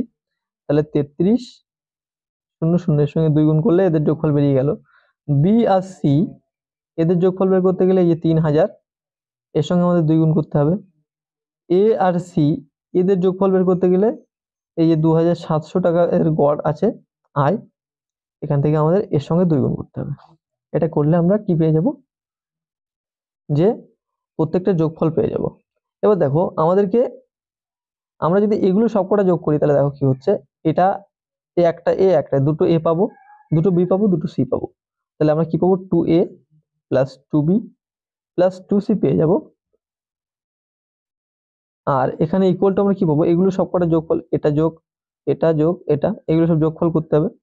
তো দেখো এগুলো যোগফল করলে আমরা এক কাজ করতে পারি, এখান থেকে 2 কমন নিতে পারি। 2 যদি আমরা কমন নিই তাহলে এখানে 3,300 প্লাস 3,000 প্লাস 2,700, এটা আমাদের কাছে থেকে যাচ্ছে। আর দেখো এখান থেকে আমরা কমন নিতে পারি 2, প্রত্যেকটা যেহেতু 2 গুণ আছে, তো আমরা 2 কমন নিলে এ প্লাস বি প্লাস সি পড়ে থাকবে শুধুমাত্র। এ প্লাস বি প্লাস সি সমান আমরা কি পাবো? এটা পাবো 2 ইন্টু, এটা কত হচ্ছে টোটাল যোগ করে দেখি, 3,000 3,000 6,000 আর 2,000 8,000 8,000 আর হচ্ছে এখানে 1,000 9,000 হবে। তাহলে এখানে 2 ইন্টু 9,000 হয়ে যাচ্ছে। যদি আমরা এখান থেকে এটা কেটে দিই, মানে কেটে দিতেই পারি আমরা এখান থেকে, যেহেতু সমান এসিডি কাটা যায়, তো এ প্লাস বি প্লাস সি সমান আমরা কি পেয়ে যাচ্ছি? 9,000 পেয়ে যাচ্ছি। তাহলে যদি এদের গড়, এগুলো তো তাদের যোগফল তাই না? তাহলে গড় বের করতে পারলে কি করতে হবে? Average of A B and C হবে 9,000 ভাগ 3, তাহলে কি হবে? 3,000 হয়ে যাবে। 3,000 সঠিক উত্তর হয়ে যাবে। এটা কোন অপশন আছে? অপশন 2 আছে। এর পরবর্তী প্রশ্ন বলছে 8a cube minus pb cube equal to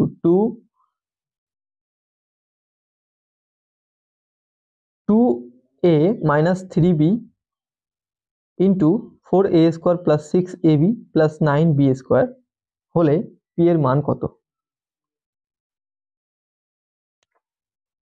তাহলে আমরা কি দেখতে পাচ্ছি? দেখো 8a কিউব আছে মাইনাস pb কিউব আছে, pb কিউব আছে, তাই তো? তাহলে এটাকে আমরা কি লিখতে পারি? 8a কিউবকে আমরা কি লিখতে পারি? আমরা লিখতে পারি ব্র্যাকেটের মধ্যে এভাবে লিখতে পারি 2a কিউব, এভাবে লিখতে পারি মাইনাস pb কিউব। তাহলে a কিউব মাইনাস b কিউবের সূত্র আমরা দেখতে পাচ্ছি, a cube plus a cube minus, এটাকে আমরা যদি পুরোপুরি a ধরি, এটাকে যদি b ধরি, তাহলে a কিউব মাইনাস b কিউবের সূত্র আমরা কি জানি? a plus a minus b into a square plus b square minus plus ab, এটা হচ্ছে a কিউব মাইনাস b কিউবের সূত্র। তো দেখো এখানে আমাদের এই যে a কিউব, এটা হচ্ছে পুরোটা, আর b কিউব হচ্ছে পুরোটা। তাহলে এখানে আমাদের যেটা দেওয়া আছে দেখো 2, এখানে আমাদের দেওয়া আছে 2a মাইনাস 3b, এটা দেওয়া আছে। আর এখানে দেওয়া আছে 4a স্কোয়ার প্লাস 9, এটা বিটা হবে 9b স্কোয়ার প্লাস 6ab আছে, এরকম ভাবে আমাদের আছে। তাহলে এখানে আমরা দেখতে পাচ্ছি যেখানে আমাদের এই যে বি কিউব বা বি এর মান 3, কিন্তু দেখতে পাচ্ছ 3b, তাহলে বি এর মান কি অ্যাকচুয়ালি 3b। তাহলে দেখো এই যে 3b যদি স্কোয়ার করা হয় তাহলে 9b স্কোয়ার হবে, আর এই যে 2 আর 3 গুণ করলে কত হবে? 3 দুগুণে 6, তাহলে দেখতে পাচ্ছ 6ab এখানে আছে। তাহলে সবকিছু ঠিকঠাক আছে। তাহলে আমরা দেখতে পাচ্ছি যে এই যে পি বি ইকুয়াল টু কি হবে? 3b। তাহলে এখানে বি কমন চলে যাচ্ছে, পি এর মান অ্যাকচুয়ালি কত? 3। পি মানে অ্যাকচুয়ালি কত? 3। তাহলে এটা কোন অপশনে আছে? আমাদের অপশন 2 আছে। অপশন 2 সঠিক উত্তর হয়ে যাচ্ছে। এর পরবর্তী প্রশ্ন বলছে 5 বছর পূর্বে এ ও বি এর বয়সের অনুপাত ছিল 6:7 এবং 5 বছর পরে তাদের বয়সের অনুপাত 8:9 হবে। এর বর্তমান বয়স কত বছর? তাহলে এখানে দেখো প্রেজেন্টে তাদের একটা বয়স আছে, এখান থেকে 5 বছর পূর্বে তাদের বয়সের অনুপাত ছিল, এ আর বি দুজন ব্যক্তি, তাদের বয়সের অনুপাত ছিল 6:7, আর এখান থেকে 5 বছর পরে তাদের বয়সের অনুপাত হয়ে যাবে প্লাস 5 বছর পরে তাদের বয়সের অনুপাত কি হয়ে যাবে, 8:9 হয়ে যাবে। তো এখান থেকে আমরা দেখতে পাচ্ছি যে আমরা জানি কি যে বয়সের গ্যাপ সবসময় একই থাকে, তাহলে এখান থেকে এটা 1, এখান থেকে এটা 1, তাহলে গ্যাপ যদি একই থাকে তাহলে আমাদের কোনো কিছু করার প্রয়োজন নেই, যদি একই না থাকতো তাহলে আমরা এখান থেকে গ্যাপটাকে সমান করতাম। তাহলে আমরা দেখতে পাচ্ছি এখান থেকে 7 থেকে 9 পর্যন্ত টোটাল কত, এটা হচ্ছে 2। আর আমরা যদি দেখি অরিজিনাল ভ্যালুতে, তাহলে দেখো এই 5 প্রেজেন্ট থেকে এই পর্যন্ত 5, অর্থাৎ 5 বছর আগে ছিল আর 5 বছর পরে টোটাল কত হচ্ছে 10 বছর, তাহলে 2 মানে কিন্তু আমাদের 10 বছর। তাহলে এটা কত গুণ আছে, 5 গুণ আছে। তাহলে বলছে এ এর বর্তমান বয়স কত, তো এ এর বর্তমান বয়স, এর 5 বছর আগের বয়স ছিল কত, এর সঙ্গে আমরা 6 এর সঙ্গে আমরা 5 গুণ করে দেবো, তাহলে কত হয়ে যাবে 30। তাহলে এর 5 বছর আগের বয়স ছিল 30, তাহলে 5 বছর পরে অর্থাৎ প্রেজেন্টে কি বয়স হয়ে যাবে, প্রেজেন্টে এই 30 এর সঙ্গে আর 5 যোগ হয়ে যাবে, অর্থাৎ 35 বছর বয়স হবে। এটা অপশন 2 আছে, অপশন 2 আমাদের সঠিক উত্তর হয়ে যাবে। এর পরের প্রশ্ন, এ বি এবং সি ব্যবসাতে 1/4 1/4:1/3:1/2 অনুপাতে মূলধন বিনিয়োগ করে ব্যবসার শেষে 11,700 টাকা লাভ করলে বি কত টাকা পাবে? তাহলে এ বি এবং সি তিনজন ব্যবসায় বিনিয়োগ করেছে, তাদের যে বিনিয়োগের অনুপাত কি ছিল আমি একটু লিখে নিই এখানে, A is to B is to C যে অনুপাতে বিনিয়োগ করেছে সেটা হলো 1/4:1/3:1/2। এইবার এখান থেকে এই যে ফ্র্যাকশন মানে রেশিওতে আছে, এটাকে আমরা সাধারণ রেশিওতে পরিবর্তন করে নেব। তাহলে এখানে আমরা A is to B is to C একটু ভালো করে লিখে নিই। দেখো এই যদি ফ্র্যাকশন থাকে আমরা এটাকে সাধারণ কিভাবে করব, এই যে নিচের গুলোর লসাগু আমরা বের করব। দেখো নিচের গুলোর লসাগু 3, 4, 3 এবং 2 এর লসাগু হবে 12। তো 12কে আমরা 4 দিয়ে ভাগ করব, থাকবে কত, 3 বসিয়ে দেবো এখানে এ এর মান। আচ্ছা 12কে আমরা 3 দিয়ে ভাগ করব, থাকবে কত, 3 এর 4ই 12, অর্থাৎ 4 হবে বি এর মান। 12কে আমরা 2 দিয়ে ভাগ করব, হবে কত, 6 হবে সি এর মান। এই হচ্ছে টোটাল। তো আমরা যদি টোটালটাকে যোগ করি, দেখো এগুলো হচ্ছে কি বলছে, তাদের মানে লাভের অনুপাত। এখানে যা ইনভেস্টের অনুপাত তাই লাভের অনুপাত, তার কারণ সবাই একই সময়ে বিনিয়োগ করেছিল, মানে একই সময় ধরে 1 বছর পরে সবাই টাকা তুলেছে, অর্থাৎ সবার সময়ের অনুপাত একই ছিল, তাই অনুপাতগুলো সমান, অনুপাতগুলো কেটে যাবে। তাই যেটাই আমাদের ইনভেস্টমেন্টের রেশিও সেটাই আমাদের প্রফিটের রেশিও। টোটাল প্রফিটের রেশিও আমরা কত পাচ্ছি এখান থেকে, 6 আর 4 10 আর 3 13 পাচ্ছি। আর 13 মানেই আমাদের কাছে বলে রেখেছে 11700। তাহলে আমরা জানি কি 9 × 117, তার পেটে দুটো শূন্য আছে, 9 গুণ আছে। তাহলে বি কত টাকা পাবে, বি তো 4, 4 এর সঙ্গে আমরা 9 গুণ করে দেবো, তাহলে কি হবে 3600 সঠিক উত্তর হয়ে যাবে। এটা কোন অপশনে আছে, অপশন 2 আছে, অপশন 2 আমাদের সঠিক উত্তর হয়ে আছে। এর পরবর্তী প্রশ্ন বলছে 10টি গরু অথবা 7টি মহিষ প্রত্যহ 8 ঘন্টা কাজ করে 60 দিনে একটি জমি চাষ করতে পারে। 25টি গরু ও 14টি মহিষ প্রত্যহ 12 ঘন্টা কাজ করে তার 9 গুণ কাজ কত দিনে করতে পারে বা পারবে, এটা জানতে যাচ্ছে। তো দেখো এখানে আমাদের কি বলেছে, 10টি গরু অথবা 7টি মহিষ, তাহলে 10টি গরু যে কাজ করতে পারে, 7টি মহিষও সেই কাজ করতে পারে। তাহলে আমরা এখানে এফিসিয়েন্সি রেশিও বের করে নেব। 10টি গরু, তো কাউ লিখে দেবো আমরা 10C, 10টি কাউ ইকুয়াল টু 7টি মহিষ বা 7টি বাফেলো আমরা লিখে দিলাম। তাহলে যদি আমরা কাউ বাই বাফেলো করি, অর্থাৎ গরু বাই মহিষ করি, তাহলে কি, গরুর সামনে 7 আছে তো 7 হবে, বাফেলোর সামনে কি আছে 10 আছে তো 10 হবে। তাহলে এটা তাদের এফিসিয়েন্সি রেশিও বেরিয়ে যাচ্ছে। এইবার এখানে আমরা টোটাল ওয়ার্ক কিভাবে বের করবো, দেখো টোটাল ওয়ার্ক বলছে যে 10টি গরু, আমরা যে কোনো একটা নিতে পারি, গরুটাকেও নিতে পারি মহিষটাকেও নিতে পারি, ঠিক আছে। তো আমি গরুটাকে নিচ্ছি, তো 10টি গরু, তাহলে 10c এর সঙ্গে 10c করতে হবে কাউ। তো কাউ এর এফিসিয়েন্সি কত? 7 করে, তাহলে 7 গুণ করে দেবো আমরা। তাহলে 10টি গরু 7 এফিসিয়েন্সি করে কি করছে? 8 ঘন্টা কাজ করছে প্রত্যহ, আর এইভাবে 60 দিন কাজ করছে। তাহলে এটা হচ্ছে আমাদের টোটাল ওয়ার্ক বেরিয়ে গেল। এবার এই একই কাজ কি করছে? একই কাজ না, এর 9 গুণ কাজ। তাহলে এর 9 গুণ কাজ আমরা এর সঙ্গে 9 গুণ করে দেবো। এর 9 গুণ কাজ বলছে যে 25টি গরু, তাহলে 25টি গরু, তাহলে 25টি গরুদের এফিসিয়েন্সি কত? 7 করে, তাহলে 7 গুণ করে দেবো আমরা। আর কি বলছে? প্লাস দেবো এখানে, তার কারণ দুজন মিলে করছে, বলছে 25টি গরু এবং 14টি মহিষ, তাহলে দুটো প্রাণী মিলে করছে, তাহলে 14টি মহিষ, তাহলে 14টি মহিষ এফিসিয়েন্সি কত? 10 করে, তো 10 গুণ করে দেবো আমরা। এই কাজটা কতদিনে করতে পারবো সেটা জানতে যাচ্ছে আমাদের কাছে।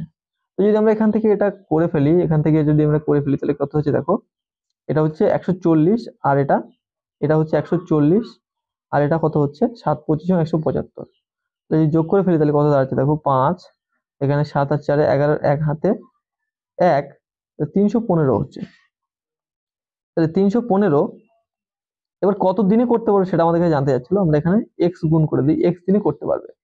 তাহলে এখানে এই এক্সটা এখানে থেকে যাচ্ছে, আর এখানে দেখো 9 into 10 into 7 into 8 into 16 equal to হচ্ছে 315 ইন্টু এক্স।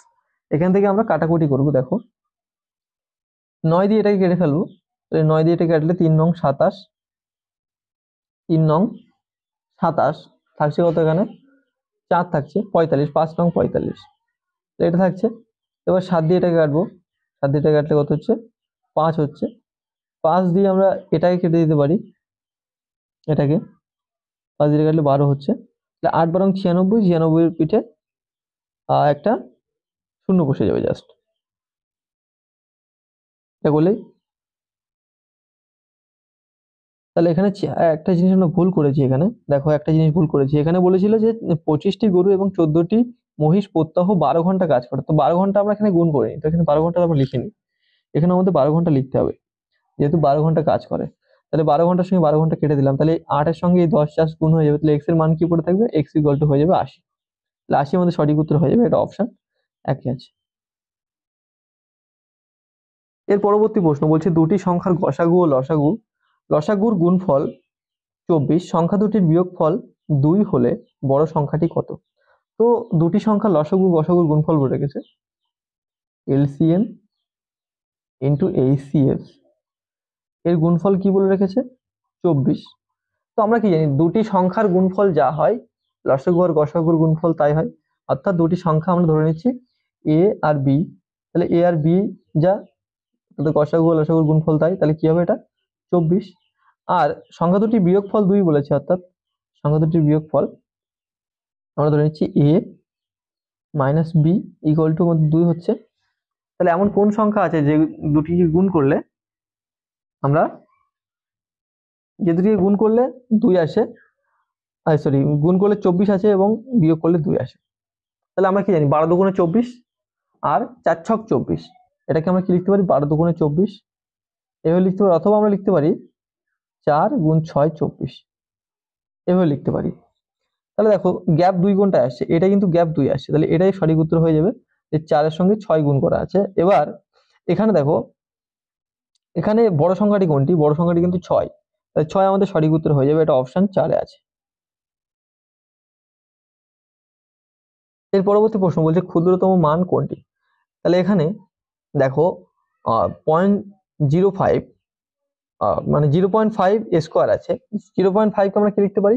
0.5, 0.5 কে আমরা লিখতে পারি, এর স্কোয়ার কে আমরা কি লিখতে পারি? যে 5/10 এর স্কোয়ার। তো 5/10 কে আমরা কিভাবে লিখবো? 25/100। তো 25/100 মানে কি? 100 এর মানে 25 এর সামনে, মানে দুটো সংখ্যার আগে পয়েন্ট বলবো, 0.25 প্রথমটার ক্ষেত্রে হয়ে যাবে। দ্বিতীয়টার ক্ষেত্রে কি দেখো, দ্বিতীয় ক্ষেত্রে আছে √49.49। এটাকে আমরা কি বলতে পারি? এটাকে আমরা বলতে পারি যে √49/100। এবার আমরা এটাকে কি বলতে পারি? আবার আবার আমরা বলতে পারি 49, এটা তাহলে আমরা এটাকে রুট থেকে বের করে ফেলবো। তাহলে বের করলে কি হবে, এটা 7, আর এখান থেকে এটা কত হবে, 100 এর রুট কত হবে 10, অথবা আমরা এখানে এটা পাবো, সেটা হচ্ছে 0.7, মানে একটা সংখ্যার আগে পয়েন্ট বসে যাবে। সেম ভাবে এখানে দেখো 0.008 এর কিউব রুট বের করতে হবে। তাহলে এখানে আমরা একটা লিখে নেবো ভালো করে, 8 আছে, আর নিচে দেখো তিনটি সংখ্যার আগে পয়েন্ট, অর্থাৎ 1000 হবে। এইবার আমরা যদি কিউব রুট করি এটাকে, তাহলে উপরে মানে 8 এর কিউব রুট কত হবে 2, আর 1000 এর কিউব রুট কত হবে 10, 2/10 মানে কি 0.2 হবে অনলি। তারপরে দেখো আছে নর্মালি 0.23 আছে, 0.23 আছে, মানে 0.23 আছে। তাহলে এর থেকে সবচেয়ে ছোট কোনটা, এর থেকে সবচেয়ে ছোট আমরা দেখতে পাচ্ছি এই যে 0.2 যেটা আছে, এটা সবচেয়ে ছোট। তাহলে অপশন 4 আমাদের সঠিক উত্তর হয়ে যাবে। এর পরবর্তী প্রশ্ন বলছে, একটি 2 অঙ্ক বিশিষ্ট সংখ্যার অঙ্ক দুটির গুণফল 12, সংখ্যাটির সাথে 36 যোগ করলে সংখ্যাটির অঙ্ক দুটির স্থান পরিবর্তন করে, সংখ্যাটি কত? তো এই ধরনের অঙ্ক তো নর্মাল অঙ্ক একদম, দেখে বোঝা যাচ্ছে এখানে অপশন টেস্ট করলে হয়ে যাবে। 3 4 12, 3 4 12, 6 2 12, 6 2 12, এই সংখ্যাগুলি আছে। তো এখানে বলছে 36 যোগ করলে স্থান পরিবর্তন করবে। তো দেখো 43 এর সঙ্গে যদি আমরা 36 যোগ করি, তাহলে 3 আর 6 9, মানে শেষে 9 আসছে, হবে না। আচ্ছা 34 এর সঙ্গে যদি আমরা 43 যোগ করি, 36 যোগ করি, তাহলে দেখো 6 আর 10 0 আসছে, তাহলে এখানেও হবে না। তারপরে 62 তো বড় সংখ্যা, সেটাকে যদি আমরা 36 যোগ করি তাহলে আরো বড় হয়ে যাবে, এখানে 26 হওয়ার কোনো চান্সই নেই। তাহলে 26 এর সঙ্গে যদি আমরা 36 যোগ করি, তাহলে 6 আর 12, অর্থাৎ শেষে 2 আসছে, অর্থাৎ এটাই আমাদের সঠিক উত্তর হয়ে যাবে। যে মানে 26 এর সঙ্গে যদি আমরা 36 যোগ করি, তাহলে এটা হয়ে যাচ্ছে কত, 6 আর 12, 2 হাতে 1, আর 3 2 5 রেখে 6, মানে 62। তাহলে সংখ্যা দুটি উল্টে যাচ্ছে, স্থান পরিবর্তন করছে। তাহলে অপশন 4 আমাদের সঠিক উত্তর হয়ে যাচ্ছে। এর পরবর্তী প্রশ্ন দেখো, বলছে 8.73 8 into 8.73 into 8.73 plus 4.27 into 4.27 into 4.27 by 8.73 দুবার গুণ হয়েছে, মাইনাস 8.73 into 4.27 গুণ হয়েছে, প্লাস 4.27 দুবার গুণ হয়েছে। তো এখান থেকে আমরা একটা জিনিস আমাদের বুঝে নিতে হবে, এরকম ধরনের কোশ্চেন থাকলে এখানে কোনো একটা সূত্র ইউজ করা হয়েছে। তো এখানে 8.73 এটাকে যদি আমরা a ধরে নিই, আর 4.27 এটাকে যদি আমরা b ধরে নিই, তাহলে ব্যাপারটা কি দাঁড়াচ্ছে দেখো। প্রথমে মানে এই যে 8.73 তিনবার গুণ হয়েছে, অর্থাৎ a তিনবার গুণ হলে কি হবে, a কিউব হয়ে যাবে, a কিউব, প্লাস 4.27 তিনবার গুণ হয়েছে, অর্থাৎ এটা কি হবে, এটা হয়ে যাবে আমাদের b কিউব। এইটা বাই 8.73 দুবার গুণ হয়েছে, অর্থাৎ 8.73 a এর স্কয়ার করা হয়েছে, মাইনাস কি করা হয়েছে 8.73 আর 4.27 এটার গুণ করা হয়েছে, অর্থাৎ ab গুণ করা হয়েছে, আর প্লাস করা হয়েছে কি 4.72, অর্থাৎ এই যে 4.72 অর্থাৎ b কে প্লাস করা হয়েছে, তাহলে b স্কয়ার হবে অ্যাকচুয়ালি এটা। তো আমরা দেখতে পাচ্ছি কি a cube plus b cube by a square minus ab plus b square. তো এটা আমরা কিসের সূত্র দেখতে পাচ্ছি, a কিউব প্লাস b কিউবের সূত্র। a কিউব প্লাস b কিউবের সূত্র কি হয় এমনি, a cube plus b cube equal to a plus b into a square minus ab plus b square. তো যদি আমরা এইটা দিয়ে ভাগ করি, তাহলে পড়ে থাকছে কি a প্লাস b। তাহলে এখানে দেখো আমরা আমাদের এই যে a cube plus b cube কে আমরা এইটা দিয়ে ভাগ করেছি, তাহলে এখানে আমাদের কি পড়ে থাকবে, সমান a প্লাস b পড়ে থাকবে। a প্লাস b মানে কি, এই দুটোকে জাস্ট যোগ করতে হবে, এই দুটোকে যোগ করে দিলে আমাদের উত্তর বেরিয়ে আসবে। তাহলে 8.73 প্লাস 4.27 এই দুটোকে যোগ করলাম, তাহলে 7 3 10 0 হাতে 1, এখানে 3 আর 7 10 0 হাতে 1, 8 4 12 13। তো 13 আমাদের সঠিক উত্তর হয়ে যাচ্ছে, অপশন 2 আছে, এটা অপশন 3 আছে, এটা অপশন 3 আছে, 3 আমাদের সঠিক উত্তর। এর পরবর্তী প্রশ্ন বলছে, পি কিউ এবং আর একটি ব্যবসা শুরু করে পি এবং কিউ যথাক্রমে 2560 টাকা এবং 2000 টাকা ওই ব্যবসায় বিনিয়োগ করে। বছরের শেষে 1105 টাকা লাভ হলে পি লভ্যাংশ হিসেবে 320 টাকা পায়, ওই ব্যবসাতে আর কত বিনিয়োগ করেছিল? তো এখানে তিনজন ব্যক্তি আছে, পি, কিউ এবং আর। এরা ব্যবসায় যোগদান করেছে। তো দেখো, পি করেছে কত? 2560 টাকা। কিউ করেছে কত? 2000 টাকা। আর আর কত করেছে সেটা বলে দিইনি, আমরা এক্স ধরে নিচ্ছি। আর এক্স টাকা যোগদান করেছিল। এই এক্স এর মানই আমাদের বের করতে হবে পরে। আর কত বিনিয়োগ করেছিল সেটা আমাদের কাছে জানতে যাচ্ছে। তাহলে দেখো, বলছে বছরের শেষে মোট লাভ হয় 1105 টাকা। তো দেখো, এখানে আমাদের একটা কাজ করতে হবে, এখানে আমাদের রেশিও করতে হবে। এখান থেকে আমাদের একটা কথা বলে দিয়েছে যে পি লভ্যাংশ হিসেবে 320 টাকা পায়। তো সেই যে ব্যাপারটা আমাদের একটু এখান থেকে বের করতে হবে। তো দেখো, এই যে 16, এই যে 2000, আর এই যে এক্স, এদের সবাইকে আমরা ভাগ করব কত দিয়ে? একটা নির্দিষ্ট সংখ্যা দিয়ে ভাগ করবো। আমরা এখানে ভাগ করতে পারি, দেখো 16 16 256, আর এখানে এটাও 16 দিয়ে ভাগ যাচ্ছে। 16 25 কত হবে? 16 25 200, তাই না? 16 25 200 হতে হবে, 8 25 তো 200, তাই না? তাহলে আমরা কি দিয়ে কাটতে পারি এটাকে? আমরা এটাকে 8 দিয়ে কেটে ফেলি। দেখো, 8 দিয়ে কেটে ফেলি। এখানে 8 3 আসছে 24, আর 8 দুগুণে 16, একটা শূন্য থাকছে। আর এখানে কত থাকছে দেখো, 8 দিয়ে কাটলে 25, 8 25 200, একটা শূন্য থাকছে। তাহলে এক্সটাকেও কিন্তু আমরা আলটিমেটলি এখান থেকে 8 দিয়ে ভাগ করলাম। এটা আমরা এভাবে রেখে দিলাম, পরে দেখবো এর কথা। তো এখানে দেখো, এই যে বলছে পি লভ্যাংশ হিসেবে কত টাকা পাচ্ছে? 320 টাকা পাচ্ছে। তো আমরা দেখতে পাচ্ছি পি 320 টাকা পেয়েছে। আমরা যেভাবে কেটেছি এখানে পি 320 টাকায় পেয়েছে। তাহলে এখানে কি কত টাকা পাবে? যদি পি 320 টাকা পাই, আর আমাদের অ্যাকচুয়াল ভ্যালু বলে দিয়েছে কত? এটা রেশিওর ভ্যালু, অ্যাকচুয়াল ভ্যালু বলে দিয়েছে 320 টাকা, অর্থাৎ এটা 1 গুণ আছে। এর সঙ্গে আমরা এখান থেকে 1 গুণ থাকবে, অর্থাৎ 250 টাকায় থাকবে। কি হয়? তাহলে এই দুজনে যদি আমরা লাভ যোগ করে দিই তাহলে কত হচ্ছে দেখো, এই দুজনে যদি লাভ যোগ করি তাহলে এখানে 300 200 500 570 টাকা। তাহলে টোটাল আমাদের লাভ ছিল কত? 1105 টাকা। এখান থেকে আমাদের এই দুজনের লাভ আমরা বের করে নেব, তাহলে আমরা আর এর লাভটা পেয়ে যাবো। তাহলে এখানে 570 টাকা আমরা বের করে ফেলবো। এখান থেকে 570 টাকা আমরা বের করলাম। তাহলে এখানে এখানে থাকছে 3, আর থাকছে 6, আর কত 11, 6 আর 5 11, তো 535 টাকা আমাদের কাছে থাকছে। এবার এই 535 টাকা আর এর লাভ, আর এর লাভ হচ্ছে 535 টাকা। এইবারে এখানে দেখো, এই যে আমরা এটা কিন্তু ভাগ করে, 8 এর সঙ্গে এটা ভাগ করে কিন্তু আমরা এটা পেয়েছি কত? 535 টাকা।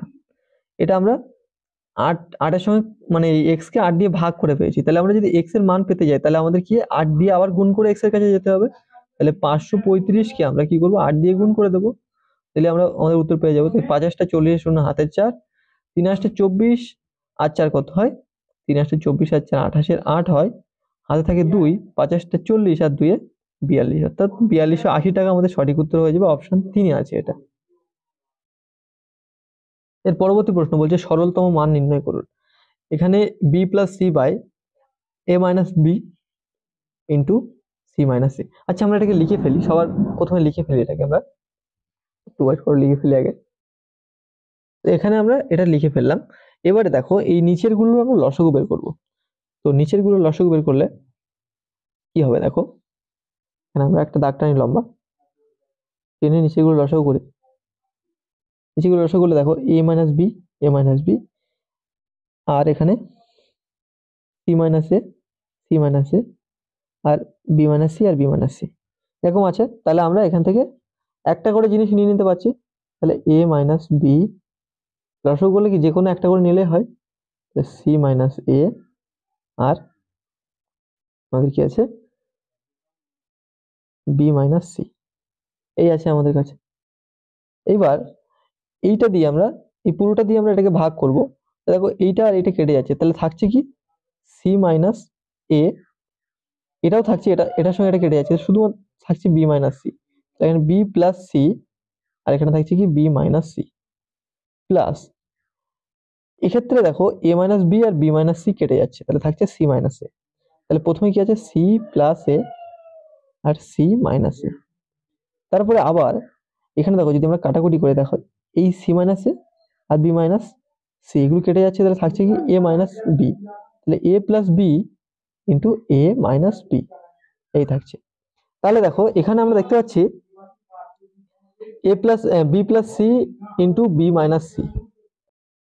তাহলে এখানে দেখো, এখানে B minus C, B plus C আর বি মাইনাস সি যদি আমরা গুণ করে দিই তাহলে কি আমরা এটাকে এ ধরতে পারি, এটাকে বি ধরতে পারি, এটাকে এ ধরলাম, এটাকে A plus B into A minus B. তাহলে কি A plus B into A minus B মানে কি, এটা A A square minus B square সূত্র, অর্থাৎ আমরা এটাকে লিখে ফেলি B square minus C square plus এখানে কি আছে C square minus A square plus এখানে কি আছে A square minus B square by A minus B into C minus A into B minus C.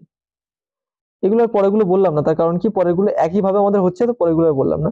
তো দেখো এখানে আমরা কি দেখতে পাচ্ছি, এই বির সঙ্গে মাইনাস বির সঙ্গে প্লাস বি কেটে যাচ্ছে, প্লাস সির সঙ্গে মাইনাস সি কেটে যাচ্ছে, প্লাস এ এর সঙ্গে মাইনাস এ কেটে যাচ্ছে। তাহলে উপরে আমাদের কি থাকছে, অ্যাকচুয়ালি জিরো থাকছে, আর নিচে এই সংখ্যাগুলি থাকছে। তাহলে জিরোকে যদি আমরা কোনো কিছু ভাগ করি তাহলে আমাদের অ্যান্সার কি আসে, অ্যান্সার জিরোই আসে। তাহলে এটা আমাদের অপশন 2 হচ্ছে সঠিক উত্তর হয়ে যাবে, যে আমাদের জিরো সঠিক উত্তর হয়ে যাবে। তাহলে এই ছিল আমাদের লেডি কনস্টেবল 2023-এর যে এক্সামটি হয়েছিল তার ম্যাথ কোশ্চেনগুলি। এখানে যদি তোমাদের কোনো ডাউট থেকে থাকে অবশ্যই কমেন্ট করে জানাবে, আর ভবিষ্যতে তোমরা কি চাচ্ছ সেটা অবশ্যই কমেন্ট করে জানাবে। যারা পরীক্ষার আগে প্রিভিয়াস এর কোশ্চেন প্র্যাকটিস করে যাবে তারা কিন্তু ভালো ফল করে আসতে পারবে, এটা আমি গ্যারান্টি দিতে পারি।